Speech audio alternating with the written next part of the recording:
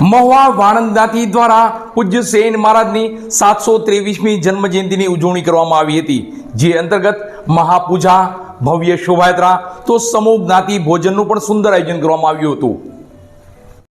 મહુવા વાણંદનાથી દ્વારા સમાજના સંત પૂજ્ય સેન મહારાજની 723મી જન્મ જયંતિની ઉજવણી કરવામાં આવી હતી. તારીખ 3 જૂનને સોમવારે પરંપરાગત રીતે ધામધૂમથી ભવ્યાતિ ભવ્ય આ ઉજવણી કરવામાં આવી હતી. આ પ્રસંગે પૂજ્ય સેન મહારાજની મહાપૂજાનું આયોજન જ્ઞાતિના રામજી મંદિર ખાતે કરવામાં આવ્યું હતું. આ મહાપૂજામાં વાણંદ સમાજના આગેવાનો, ભાઈઓ, બહેનો મોટી સંખ્યામાં ઉપસ્થિત રહ્યા હતા અને પૂજ્ય સેન મહારાજની મહાપૂજા પરંપરાગત રીતે કરવામાં આવી હતી.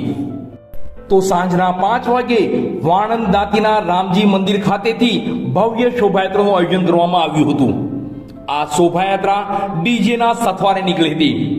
તો યુવાનો, બાળકો અને બહેનો ભવ્ય શોભાયાત્રામાં ઝૂમી ઉઠ્યા હતા. તો રાસની રમઝટ પણ બોલાવી હતી. પૂજ્ય સેન મહારાજની આ શોભાયાત્રા વાસી તળાવ, ગાંધીબાગ થઈ પટેલ સમાજની વાડી ખાતે વિરામ પામી હતી. પટેલ સમાજની વાડી ખાતે વિશાળ ધર્મસભાનું આયોજન કરવામાં આવ્યું હતું. આ ધર્મસભામાં વિવિધ સંતો, મહંતો ઉપસ્થિત રહી આશીર્વાદ આપ્યા હતા. ત્યારબાદ મહાઆરતીનું પણ આયોજન કરવામાં આવ્યું હતું. સાથોસાથ વાણંદ જ્ઞાતિનું સમૂહ ભોજનનું સુંદર આયોજન થયું હતું. પૂજ્ય સેન મહારાજની 723મી જન્મ જયંતિને લઈ મહુવા જ્ઞાતિના પ્રમુખ મહેશભાઈ ચૌહાણ અને સાથી પદાધિકારીઓ અને સમાજના આગેવાનો ઉપસ્થિત રહી જહેમત ઉઠાવી આ જન્મ જયંતિની ઉજવણીમાં સહભાગી બન્યા હતા.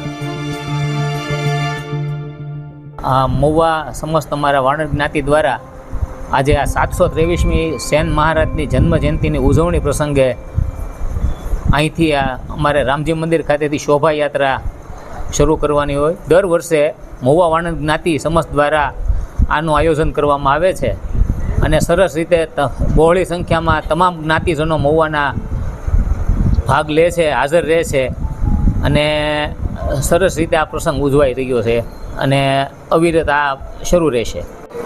સવારે 11 કલાકે અમારા આજના કાર્યક્રમ મુજબ સવારમાં એક ધાર્મિક આયોજન મુજબ સેન મહારાજની જન્મપૂજા મહાપૂજા કરવામાં આવી અને તેમાં પણ બધા જ્ઞાતિજનોએ પૂરી બહોળી સંખ્યામાં ભાગ લીધો અને અત્યારે હાલમાં શોભાયાત્રાનું જોરદાર આયોજન કરેલું છે, જે અહીંથી નીકળી વાસી તળાવથી ગાંધીબાગથી પટેલવાડીએ જશે. ત્યાં ધર્મસભામાં આશીર્વચન માટે યોગાનંદ બાપુ, પછી શિવ ચેતનગીરી બાપુ અને રાજુ બાપુ તો નથી પણ એનો સંદેશો મળી ગયેલ છે, તેઓ સુરત છે, તેમના આશીર્વચન મળશે અને ત્યારબાદ દાતાશ્રીઓનું સન્માન કરવાનો પણ અમે અહીંયા ત્યાં પટેલવાડીમાં પ્રોગ્રામ રાખ્યો. ત્યારબાદ સમગ્ર જ્ઞાતિ ભોજનનો પણ આયોજન કરવામાં આવેલું છે અને તમામ જ્ઞાતિજનોનો પૂરેપૂરો સહકાર આમાં અમને મળી રહેલ છે.